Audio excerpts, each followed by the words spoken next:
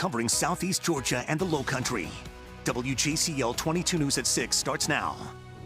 Here's what's happening tonight. A violent night in Savannah leaves 1 dead and 3 others hurt in the hostess city. What we know about the investigations now underway. And former President Donald Trump under investigation right here in Georgia. We speak with political experts on what we can expect from this week's grand jury hearing. Also, a cemetery gate broken down and a sign destroyed in a car wreck. We were at the scene as crews cleaned up the mess. Plus, Good Samaritans pick up a hitchhiker, but later found out he was an accused murderer. How they may have been inches away from evidence of a gruesome killing. Happy Sunday, and thanks for joining us for WJCL 22 News at 6. I'm Andy Cole. Let's bring in meteorologist Victoria Kokinos now. Victoria, we saw it there in the graphic. It is a weather impact day because we are feeling that heat right again today. We definitely are. Most of us reached about 115 degrees for the feel like temperature. Ridgeland was at 123 moments ago. We did have some rain move through, mainly east of I-95. That brought down the temperatures a little bit. Right now, feel like temperature in Savannah is back towards 105. Inland areas also in the triple digits. So it's hot and humid. We're definitely in the dog days of summer. As we head towards Monday, it's going to be rinse and repeat.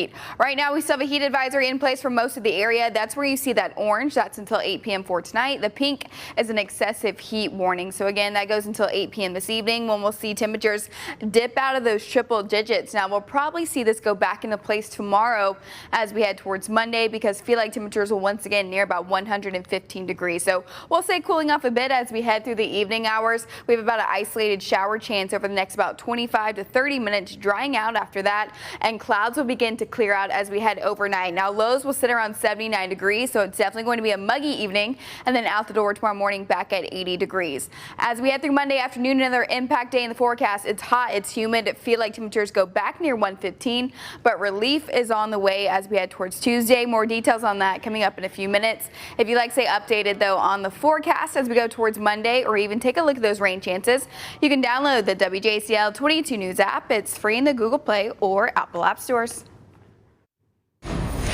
We begin tonight with a violent overnight in Savannah. Take a look at this map of all the incidents we were tracking. We're told 1 person is dead and 3 others are injured after 2 shootings and a stabbing late Saturday night and early this morning. The latest happened at the End Market gas station on Ogeechee Road around 1:45 this morning.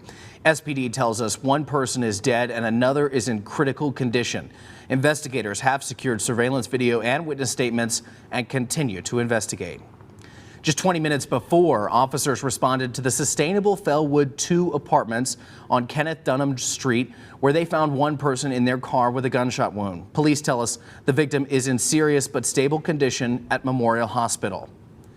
Now, the busy night for police kicked off just before 10 o'clock Saturday night when a 59-year-old called police saying he had been shot in the right arm.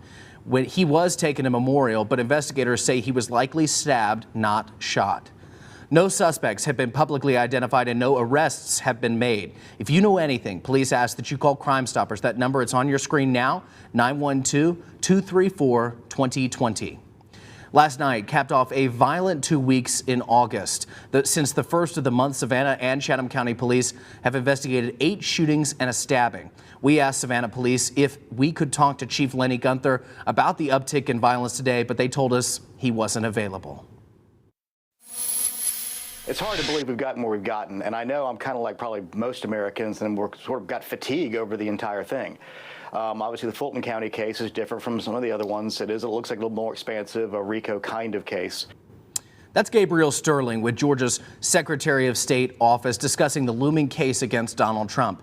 He's calling it a, quote, RICO kind of case. Now, RICO stands for the Racketeer Influenced and Corrupt Organizations Act, which lets prosecutors bring cases against multiple defendants.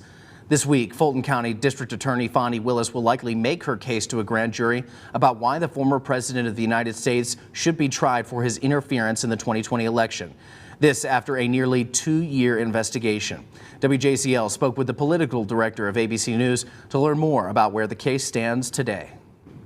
this grand jury is continuing to hear evidence, talk to witnesses, including a couple of fresh ones that are familiar political names in Georgia. And now I think it's time for them to wrap up their work. And I think pretty clearly we know what direction they're heading in. We've heard from people involved in the process for quite some time. It seems like we are getting to the final stages. Any deference they might have felt to the federal charges, that's been cleared by the fact that the special counsel has already issued its indictment. So we're just waiting on Georgia, and it does feel like we're going to get there before the end of the summer. But what if Trump becomes president again? We asked whether or not that would have any bearing on this Georgia case. Well, because it's a state case, it means that there's no power that a president has to pardon someone involved in it or to simply drop the charges. If Donald Trump takes over the Justice Department after next November and has his own person in there, they can essentially drop any of the federal cases, the Jack Smith cases. Can't do that if Fani Willis brings charges. Can't do that in New York. And then I think the specifics to Georgia law, I think, come into play. Of course, we'll be watching developments in this case closely this week. You can find updates as the case plays out on our website, WJCL.com. New tonight and only on WJCL, a car smashed into the gates of Bonaventure Cemetery in Savannah, causing lots of damage. WJCL 22 News' Jada Russell spoke to city leaders about what happened. A morning of mystery for the Bonaventure Cemetery as a car struck the signage and crashed through the gate. The car responsible for the damage was found on property without a driver. Bonaventure Cemetery workers and volunteers say that the gate has been hit before, but this is the worst damage they've seen. Bricks from the sign in front of the cemetery flew almost 200 feet away. Every once in a while, someone, when they drive through in a larger vehicle, they can clip the side of the gates when they come in. What happened last night is that a vehicle is coming down Bonaventure at a pretty high speed, and they actually struck the front sign right out front of the cemetery. From there, the car crashed through the gates of the cemetery. Response crews were on the scene around 9 on Sunday morning, with cleanup completing around noon. The cemetery plans to repair and recover. You know, we're going to move forward pretty quickly with getting the gates repaired because, one, it's a security issue. You know, it's like we have it secured, like it's safely secured right now, but you know, it's being a historic part of the cemetery. The gates were installed in 1909. We want to make sure that we get this historic aspect repaired as soon as possible. The cemetery has returned to regular visiting hours as of Sunday afternoon. In Savannah, I'm Jada Russell, WJCL 22 News. Tonight, the Wayne County Sheriff is telling us more about why one of his deputies was arrested over the weekend. Sheriff Chuck Mosley tells us 46-year-old Weldon Lawson, who's been with the department since 2001, was arrested after investigators found a sawed-off shotgun in his home. Mosley said he would not discuss what the original search warrant was for until the investigation is complete. In a statement, the sheriff said, quote, "I want all of the citizens to know that the Wayne County Sheriff's Office will always be open and forthcoming with any wrongdoing we find amongst our ranks and will deal appropriately with those found lacking." A Georgia father, along with his son, pick up a hitchhiker who turned out to be wanted for a gruesome murder. Coldy Alcorn reports. Not much happens in the small town of Gillsville, but when it does, as the car line was going through, we heard sirens and we started hearing helicopters. News travels fast. And the parents started talking, and we finally learned that someone was on the loose. Sydney Seegers was picking up her child from her second day of preschool. Very unnerving. No one knew who it was or what the person had done, including Russell Jimerson, until his phone was blowing up. And then my buddy said, is this a joke that you picked up a hitchhiker? And I said, no. I said, I really did. Jimerson says he was picking up his paycheck in Lula Tuesday morning when he saw a man walking. He just stuck his hand out, very quickly. And I told my son, let's get him. I help everybody. He had been up all night walking from Rayburn County. He says he noticed the guy had a backpack and he reeked of an undescribable smell, which, after dropping him off here along Gillsville Highway, Jimerson says he learned who was in his truck, Keegan Phillips, and what he'd allegedly done, an unforgettable phone call. You won't believe what happened.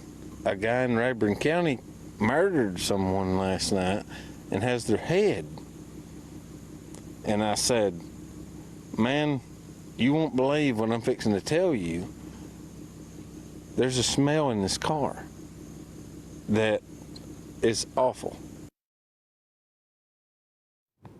Hours after letting Phillips out of his truck, law enforcement tracked down and arrested him, ending an hours-long manhunt.